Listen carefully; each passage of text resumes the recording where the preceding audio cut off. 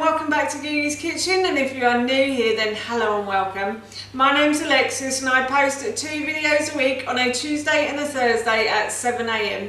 So if you love recipe videos like this one and you want to see more, then please don't forget to hit that subscribe button. And now I'm going to share with you how to make my delicious roasted garlic hummus. As I just mentioned, today I want to share with you how to make my delicious roasted garlic hummus. Now this recipe is really easy to do. It is slightly time consuming, but the efforts are worth the results. I'm making this today because the sunshine is finally out and I think this is quite a summery dish. It can be eaten in winter as well, but I like to have this as a dip in the summer.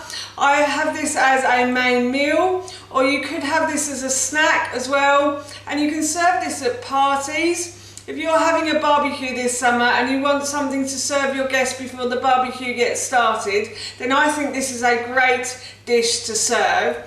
I'm actually going to be making this because my cousin is coming next weekend, and I thought that I would put this in the freezer and we could have this as a main meal snack tea in the evening. So while I was making it, I thought I'd share the recipe with you. So here is how to make my delicious roasted garlic hummus. For this recipe you will need about 200 grams of chickpeas. You can use tinned chickpeas, but I much prefer to use dried. So yesterday I weighed out about 200 grams of chickpeas, and then I poured enough water over the chickpeas to cover them, and then I added a little bit extra to the bowl, and then I put the chickpeas into the fridge. Then in the morning, so this morning, I took the bowl out and I drained them through a colander and I rinsed them off thoroughly as well. And then I put the chickpeas into a saucepan and I poured over enough water to cover them, and then about 2 inches more water above the top of that line. And then I put the pan on to boil and I added some baking powder to that. And I brought the pan to the boil and then I left it to simmer for a good half an hour, I'd say. Ignore the packet instructions. Depending on how long you've had your chickpeas in the cupboard for will depend on how long you need to cook them. So the longer they've been in your cupboard, the more you will need to cook them. And you can tell when they're cooked because the skins will start to come off, and I just eat one to see how soft they are basically. And then once the chickpeas had cooked, I removed them from the heat and I poured the contents of the saucepan through a colander and I rinsed them off thoroughly. And by using the baking powder, the skin of the chickpeas should hopefully come off as well. So what you do is you just pull off the skin, and by taking away the skin from the chickpeas, it helps the hummus to be extra smooth. So you know, like the hummus you get in the supermarket is really smooth and creamy. That's what hopefully your hummus will taste like. So I just picked off all of the skin that I possibly could, and then I put them back into this glass bowl, and I'm now going to put this into my food processor like so. And then in this bowl here I have about 10 cloves of garlic. So I preheated my oven to about 200 degrees, and then once the oven was preheated, I put the garlic into a baking tray with a little bit of oil, and I put the tray into the oven for about 25 to 30 minutes, or until the garlic went golden brown basically. And then I left it to cool for a little while. I took it out of the oven and I left it to cool, and then I removed the skin from the garlic.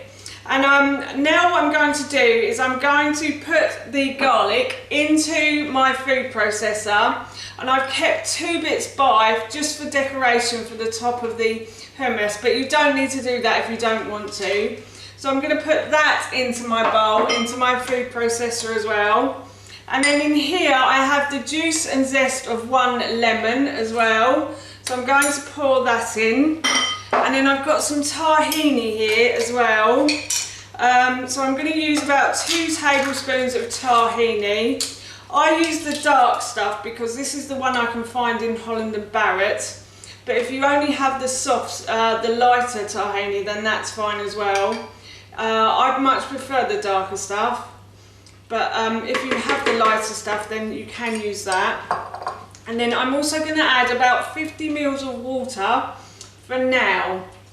So I'm just going to add a little bit of water to that as well. And then I'm going to add in my olive oil. And I think I need about 100 mils, but I'm just going to drizzle it in and see how it looks basically. And now what I'm going to do is I'm going to blend all of these ingredients together. Blended the ingredients together until they are smooth like so, and I'm just going to remove the blade from the food processor. I'm going to take off the excess as well, because as my grandmother used to say, waste not, want not. So now what I'm going to do is I'm going to pour the hummus into this bowl like so. As you can see, it's lovely and smooth as well, and it smells delicious as well, I have to say. And I'm just going to put this into the freezer for next weekend. But basically that is it, and you can serve this with chips, with crisps. It makes a great snack. It makes a great snack for a packed lunch with some carrot sticks, if you've got some carrot sticks to hand, or cucumber sticks as well are really nice with this. So yeah, it's just a really lovely dip, and I thought it's quite a summery one as well because of the garlic in it. Garlic always reminds me of summer. I don't know if I'm the only one who thinks that, but it does always remind me of summer.